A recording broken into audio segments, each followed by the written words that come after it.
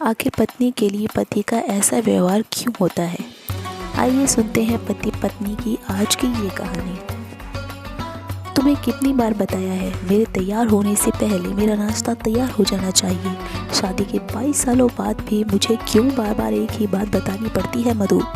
तुम्हें क्या है, तुम तो आराम से घर पर रहोगी, मुझे काम पर जाना पड़ता है। तुम हो कि हमेशा बेवकूफ़ों जैसी हरकत करती हो। अगर तुम यह जानबूझकर करती हो तो याद रखना मुझसे बुरा कोई नहीं होगा। आज भी मनोज का पारा चढ़ा हुआ था। इन कटु शब्दों में अपना गुस्सा उतारते हुए गीला तौलिया कुर्सी पर फेंकते हुए मनोज गुस्से से मधु की तरफ देखने लगा। मधु के लिए मनोज का यह बेवजह का गुस्सा कोई नई बात नहीं थी। वह महीने में 3-4 बार ऐसे ही मधु पर बरस पड़ता था। पहले मधु उसका विरोध किया करती थी, लेकिन अब कई सालों तक मनोज में कोई बदलाव नहीं दिखा। तो मधु ने खुद को ही बदल दिया। अब मनोज के कुछ भी कहने से मधु को कोई फर्क नहीं पड़ता था।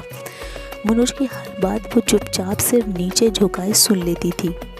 शादी के 4 साल तक मधु ने पूरी कोशिश की कि मनोज को बदला जाए, लेकिन फालतू का गुस्सा करना और बाद में मधु को भला बुरा कहना, यह मानो जैसे उसकी आदत बन गई थी। कोई भी वाद विवाद होता तो मनोज सीधा मधु को बोल देता, अगर मैं तुम्हें अच्छा नहीं लगता तो क्यों नहीं चली जाती अपने मायके, क्यों रहती हो मेरे साथ? इतना सब कुछ होने के बावजूद मधु मनोज के साथ रहती थी, क्योंकि उसे अपनी बेटी की फिक्र थी। और वह जाए भी तो कहाँ? अपने बूढ़े हो चुके माँ बाप को इस उम्र में वो परेशान नहीं करना चाहती थी। समाज और लोग क्या कहेंगे, ये भी तो उसे देखना था। वह इतनी पढ़ी लिखी भी नहीं थी कि खुद जाकर कोई नौकरी कर सके और अपना और अपनी बेटी का पालन पोषण कर सके। मधु को अब अपनी फिक्र नहीं थी। उसको फिक्र थी तो बस अपनी शादी लायक हो रही बेटी की। मधु नहीं चाहती थी कि पति पत्नी के झगड़े की वजह से अंजलि डिस्टर्ब हो। अंजलि की पढ़ाई पूरी हो चुकी थी, उसके लिए अब शादी के रिश्ते आने लगे थे। कई रिश्तों को अंजलि ठुकरा चुकी थी। 2-3 महीने बाद एक अच्छा रिश्ता आया। रिश्तेदारों और पहचान के लोगों ने भी लड़के के बहुत गुणगान किए थे।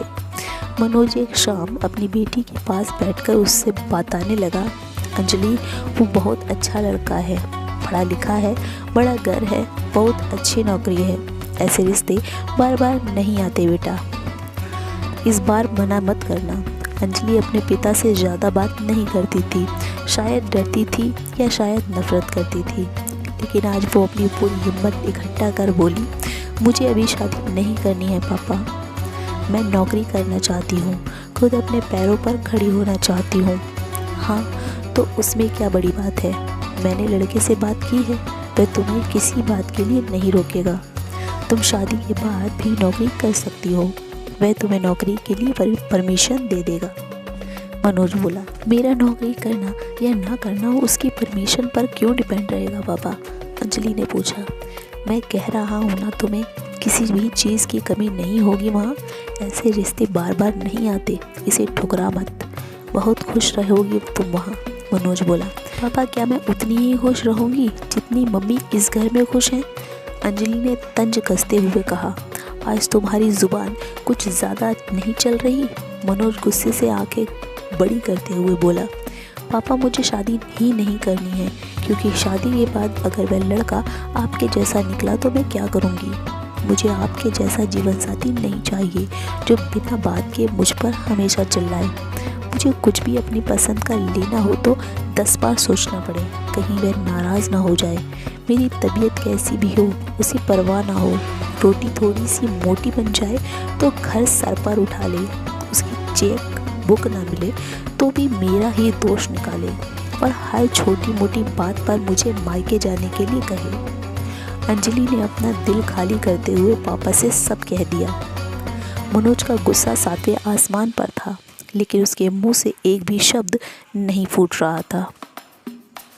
वो अंजलि की बातें सुन रहा था। अंजलि उतना ही बोलकर चुप नहीं हुई। आज पहली बार वह अपने पापा से इतना कुछ बोल रही थी। पापा, अपने माँ के साथ हमेशा गलत व्यवहार किया है। आप अपने ऑफिस का गुस्सा बिना सोचे समझे माँ पर उतारते देते हैं। कभी इस बात की परवाह भी नहीं करते कि उन्हें कैसा लगता होगा। आपकी बातें सुन सुन माँ ने अपना स्वाभिमान खो दिया है। मनोज आज पहली बार अपने किए बर्तावों को महसूस कर पा रहा था। वो इतना ही बोल पाया, जो तुम्हारा मन करे वो करो, मैं तो इतना बुरा हूँ ना। अंजलि ने मनोज का हाथ पकड़ा और बोली, पापा मुझे सिर्फ एक सवाल का जवाब दे दो। क्या आप चाहेंगे कि मेरा पति आपके जैसा हो? अगर आपका जवाब हाँ है तो कर दीजिए मेरा रिश्ता आज ही, और ना है तो मुझे आत्मनिर्भर बनने दीजिए। मनोज कुछ भी ना बोल पाया और वहाँ से चुपचाप बाहर चला गया। आज उसे मधु के सामने जाने में शर्म आ रही थी। चलते चलते उसकी आंखों में आंसू बह रहे थे। मनोज ने आज से अपने आप को बदलने का निश्चय किया। अगले दिन से मधु ने अपने पति में काफ़ी बदलाव देखा। वह सोचने लगी कि जो हिम्मत अंजलि ने दिखाई, वह हिम्मत अगर मैं पहले ही दिखा देती तो शायद आज परिस्थिति कुछ और होती। अब अंजलि पढ़ लिख कर अच्छी नौकरी करने लगी थी और 4 साल बाद उसके लिए एक अच्छा रिश्ता आया। और उसकी विदाई पर मनोज बोला, बेटा तू हमेशा खुश रहेगी क्योंकि तेरा पति तेरे बाप जैसा नहीं है। मनोज की यह बात सुनकर मधु और अंजलि की आंखों में आंसू बहने लगे। दोस्तों, हमारे समाज में औरतों को भले ही देवी का दर्जा दिया जाता है, लेकिन वह स्वतंत्रता नहीं दी जाती जो उन्हें देनी चाहिए।